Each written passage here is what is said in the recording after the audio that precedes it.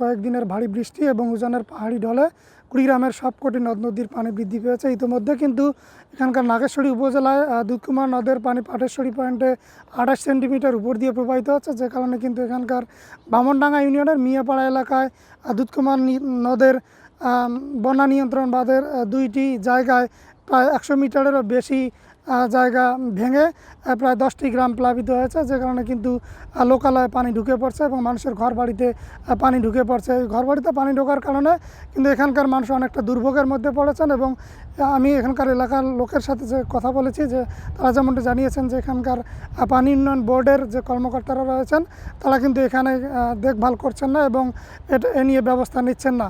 তো এখন আমার এখানে একজন বামনডাঙ্গা ইউপি চেয়ারম্যান রয়েছেন, আমি তার কাছে একটু জানবো যে এখানকার পরিস্থিতি।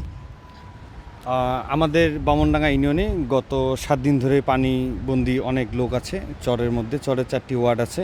তো আজকে সকালে এই বাঁধ দুটি ভাঙার কারণে আমাদের ইউনিয়নে 8-10টি গ্রামে এ পর্যন্ত পানি ঢুকে গেছে। অনেক বাড়ি ক্ষতিগ্রস্ত হয়েছে বা বাড়িতে পানি ঢুকে গেছে। এইভাবে যদি পানি ঢুকতে থাকে সন্ধ্যা এবং রাত পর্যন্ত, তাহলে দেখা যাচ্ছে যে আরও কিছু গ্রামে পানি ঢুকে যাবেন। আপনাকে আরেকটি বিষয় জানিয়ে রাখছি যে এভাবে যদি পানি বৃদ্ধি অব্যাহত থাকে তাহলে কিন্তু এখানকার বাঁধের কিন্তু অন্যান্য জায়গাগুলো কিন্তু ভেঙে গিয়ে আরও বেশি করে শহরে পানি ঢুকতে পারে। তো এই ছিল আজকে কুড়িগ্রামের নাগেশ্বরী উপজেলার বামনডাঙ্গা ইউনিয়ন থেকে বন্যার সর্বশেষ পরিস্থিতি।